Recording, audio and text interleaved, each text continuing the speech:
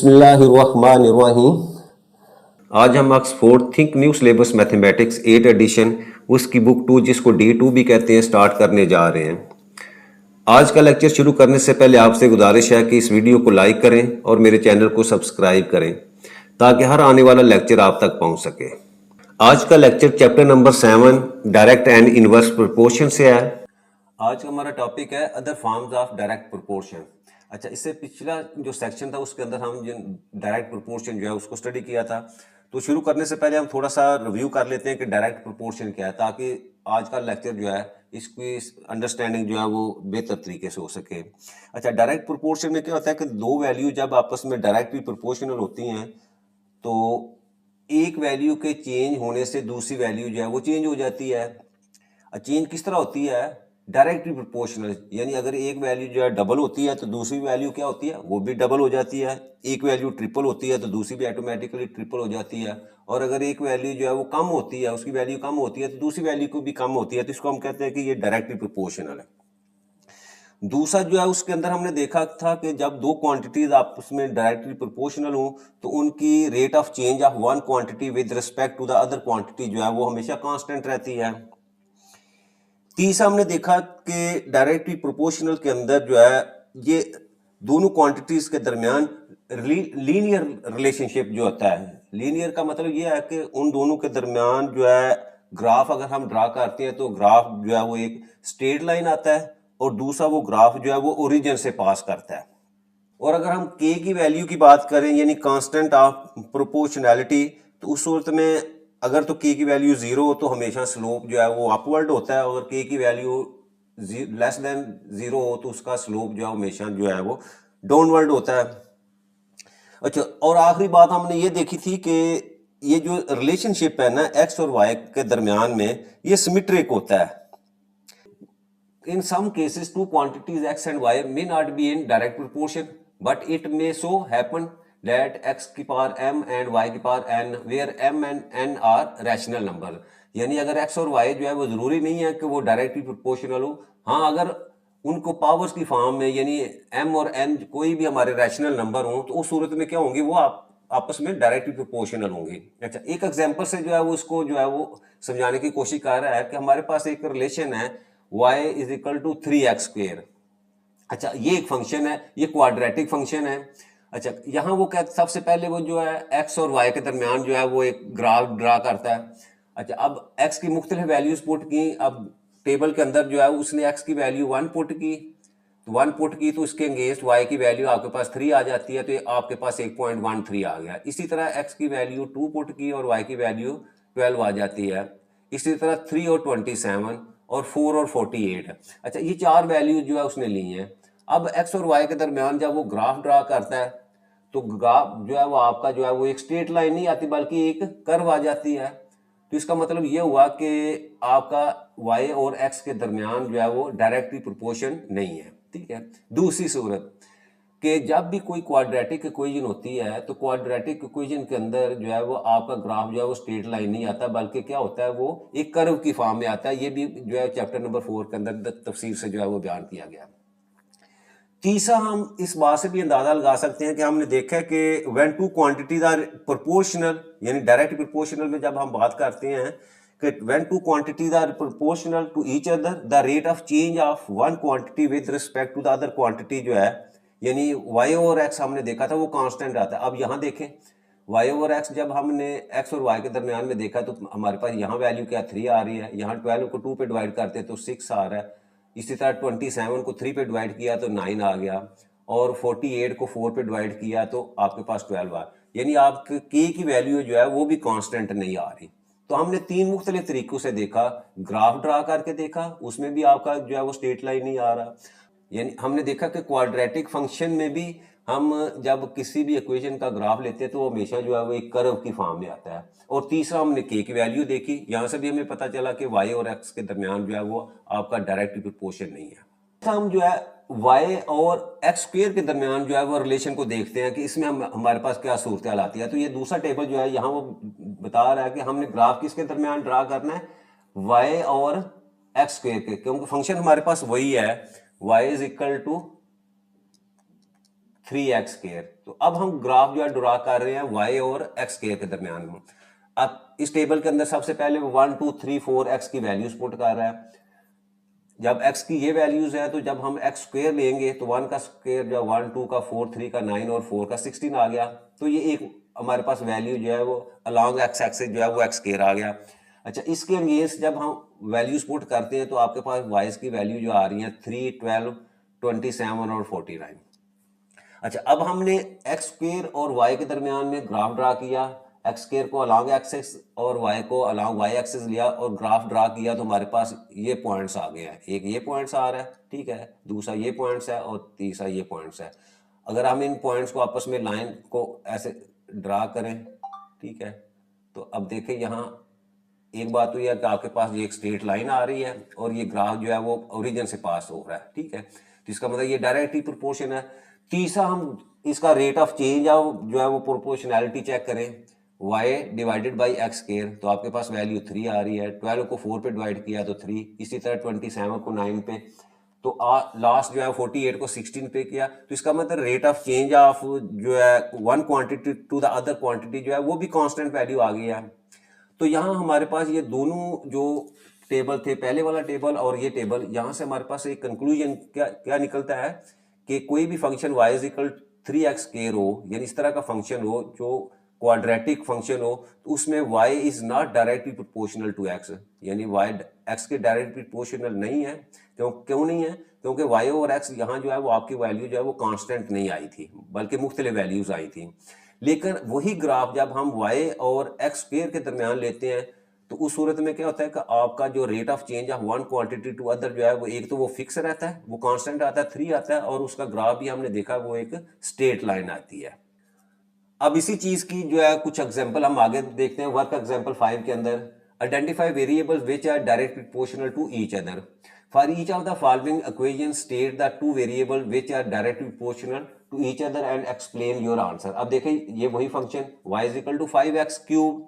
अब यहां भी हम देखेंगे तो y और x जो है वो डायरेक्टली प्रोपोर्शनल नहीं है, बल्कि क्या है कि अगर हम ये x3 जो है इसको नीचे ले जाएं, y is equal to 5x की y over x cube that is equal to 5, यानी y और x क्यूब का जब हम ग्राफ लेंगे या उसका रेट ऑफ चेंज लेते हैं तो उस सूरत में आपके पास वैल्यू क्या आ रही है, वो कांस्टेंट वैल्यू आ रही है। तो इसका मतलब क्या हुआ कि आपका y और x3 जो है या क्यूब ऑफ x जो है उनके दरमियान जो है वो डायरेक्टली प्रोपोर्शनल है। इसी तरह दूसरी एग्जांपल देखें, इसमें x y square is equal to square root of x, तो यहां भी हम इसको y square over square root of x इसको नीचे ले जाएंगे तो यहां आपके पास वैल्यू 1 आ जाएगी। तो इसका मतलब क्या हुआ, आपका y स्क्वायर और स्क्वायर रूट ऑफ x जो है these are directly proportional to each other. Exercise की तरफ चलते हैं। एक्सरसाइज है 7B का question number 1, if x is directly proportional to y cube and x is equal to 32 when y is equal to 2। अच्छा, अब ये देखें फर्स्ट पार्ट इसका हम स्टार्ट करते हैं, वो है जी x is directly proportional to y cube. अब यहां से x is equal to k into y3, फिर उसके बाद x और y की वैल्यू दी हुई है, x की वैल्यू दी हुई है 32 और y की दी हुई है 2, ठीक है। ये दोनों वैल्यूज जो है वो k फाइंड करने के लिए दी हुई हैं, तो वैल्यू जो है वो हम पुट करते हैं, तो x is equal to 32 that is equal to k into, अच्छा y2 है तो 2 की पावर 3 हो जाएगा। अब इसको सॉल्व करें, 32 is equal to k into 2 का क्यूब लेंगे तो आपके पास k आ जाएगा, और यहाँ से हम k की वैल्यू फाइंड करेंगे, k is equal to 32 divided by 8 और मेरे पास वैल्यू आ जाती है 4, ठीक है। अच्छा, अब वैल्यू 4 पुट करेंगे तो यहाँ से आपके पास इस इक्वेशन जो है वो आ जाएगी जी x is equal to 4 into y3, ठीक है। तो ये मेरे पास जो है वो x और y का जो है वो जो find and equation connecting x and y, x और y के दरमियान जो एक रिलेशन जो है वो आ गया। ये फर्स्ट पार्ट था। अच्छा, अब सेकंड पार्ट में वो कहता है find the value of x when y is equal to 6। तो सेकंड पार्ट के लिए हम लिखते हैं जी कि find the value of x आपने फाइंड करना है when y is equal to 6, तो वैल्यूज पुट कर दें इस इक्वेशन में, ठीक है। ये हमारे पास जो है इक्वेशन 1 है। तो यहाँ से x is equal to 4 multiply by y आपके पास 6 है, तो 6 की पावर 3 आ जाएगी। अच्छा, अब इसको सॉल्व करें तो ये आ गया जी 4 मल्टीप्लाई बाई, अब 6 की पावर 3 है तो इसको 6 टाइम्स आप लिख सकते हैं, या डायरेक्ट जो है आप इसकी वैल्यू लिखें और ये आंसर हमारे पास आ जाता है जी 864। ये x की वैल्यू है। ठीक है, ये सेकंड पार्ट भी कि y की वैल्यू दी हुई थी और x की वैल्यू जो है वो हमने फाइंड करनी थी। अच्छा, अब थर्ड पार्ट की तरफ चलते हैं। थर्ड पार्ट में वो क्या कह रहा है, calculate the value of y, यानी y आपने फाइंड करना है when x is equal to 108। ठीक है, तो अगेन कोई ये 1 के अंदर वैल्यूज पुट करें तो x की जगह हमने पुट कर दिया जी 108 that is equal to 4 into y आपने फाइंड करना है, वो y एज इट y की पावर 3 जो है लिख लिया। ठीक है, अच्छा अब यहाँ से आपके पास अगर मैं इसको लिखूं 4y3 that is equal to 108 और यहाँ से आपके पास y3 जो है that will be equal to 108 divided by 4।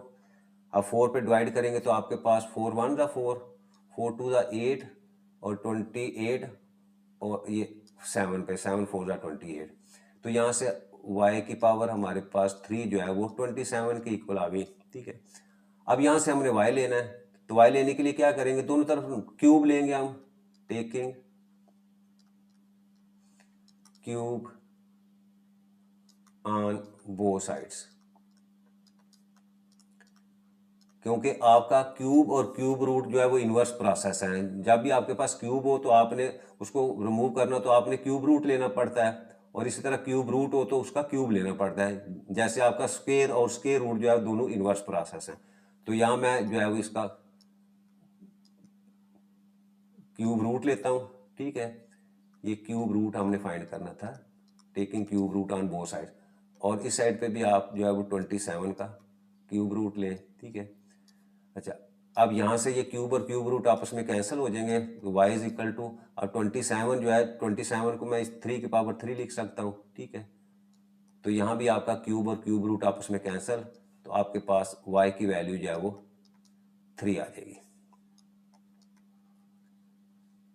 अच्छा, अब फोर्थ पार्ट में कहता है draw the graph of x against y3, यानी आपने x और y3 के दरमियान जो है वो आपने ग्राफ ड्रा करना है। तो उसके लिए देखें वही हमारे पास इक्वेशन है x is equal to 4y3। ठीक है, अच्छा अब देखो यहाँ आपकी x जो है वो डायरेक्टली प्रोपोर्शनल है y3।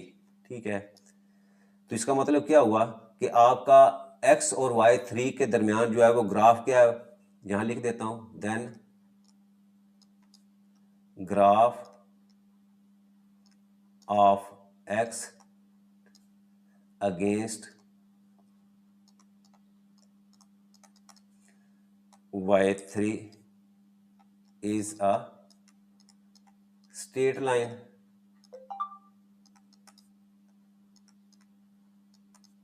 that passes through origin, यानी जब भी स्ट्रेट लाइन होगा डायरेक्ट प्रोपोर्शनल में क्या होगा, वो ग्राफ जो है वो हमेशा आपका ओरिजिन से जो है वो पास करता है। जब वो ओरिजिन से पास करेगा तो इसका मतलब क्या हुआ, आपके पास एक पॉइंट जो है वो आ जाएगा, जैसे उसको मैं ओ से रिप्रेजेंट करूँ तो 0 0। ठीक है, एक तो पॉइंट आपके पास ये आ गया। अच्छा, दूसरी बात, क्योंकि क्वेश्चन के अंदर दिया हुआ है, ठीक है, it is given that when x is equal to 32, तो उस वक्त y की वैल्यू क्या है, 2 है। ठीक है, ये भी दिया हुआ क्वेश्चन जिसे हमने जो है वो k की वैल्यू फाइंड की थी, तो इसका मतलब क्या हुआ कि आपका एक पॉइंट जो है वो आपके पास यहाँ आ जाएगा, ये y3 है। ठीक है, तो x जो है वो 32 आ गया, और y की क्योंकि वैल्यू जो है वो 3 दी हुई है, तो यहाँ भी 2 की पावर 3 करेंगे तो आपके पास वैल्यू 8 आ जाएगी। तो x 32 है तो y की वैल्यू आपके पास क्या आ जाएगी, वो 8 आ जाएगी। तो दूसरा पॉइंट जो है हमारे पास जो है वो पॉइंट आ जाएगा 8 32। ठीक है, अब हमारे पास दो पॉइंट्स आ गए, एक पॉइंट जो है वो ओरिजिन का पॉइंट आ गया है और दूसरा पॉइंट जो है वो 832 है। अब हम जब ग्राफ ड्रा करेंगे तो हम क्या करेंगे, यहाँ मैं ग्राफ ड्रा करता हूँ, ये वाई एक्सिस और ये आपके पास एक्स एक्सिस आ जाएगा, ठीक है। अच्छा, अब जो इंडिपेंडेंट वेरिएबल है वो हमेशा अलॉन्ग एक्स एक्सिस हमने करना है, क्योंकि हमारा जो फंक्शन है यहाँ, ठीक है, जो फंक्शन की वैल्यू दी हुई है वो क्या दी हुई है, वो यहाँ देखें, ठीक है, x is equal to 4y cube. अब देखें यहाँ मैं लिखता हूँ x is equal to 4y की पावर 3।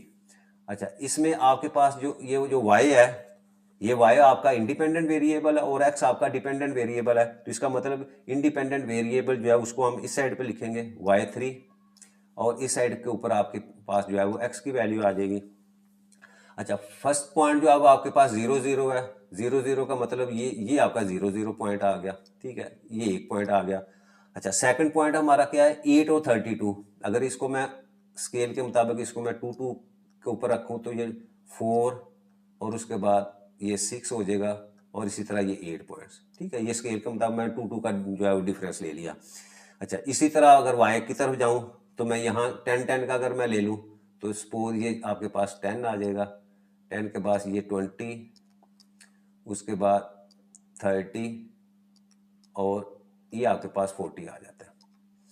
तो हमारा पॉइंट क्या है, 32 के ऊपर है, तो 32 अगर लगाएं हम तो यहाँ आपका जो है ये पॉइंट इधर जा रहा है, ठीक है, और यहाँ से आपकी 8 है तो 8 को मैं ऊपर लेके जाऊँ, ठीक है।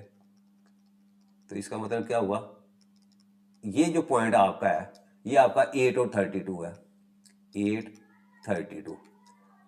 अब इस पॉइंट को मैं ओरिजिन के साथ जो है ऐसे स्केल की मदद से मैं ऐसे मिला देता हूँ, ठीक है। तो ये मेरे पास जो है वो एक स्ट्रेट लाइन आ गई, और स्ट्रेट लाइन किस ग्राफ है, ये किसका ग्राफ है, ये x is equal to 4y3। तो ये जो उसने फोर्थ पार्ट हमें कहा था कि आपने इनका ग्राफ जो है शो करना है, draw the graph of x and against y3, वो हमने जो है वो शो कर दिया, ठीक है। तो ये क्वेश्चन नंबर हम फर्स्ट जो है वो हमारा जो है वो कंप्लीट हो जाता है।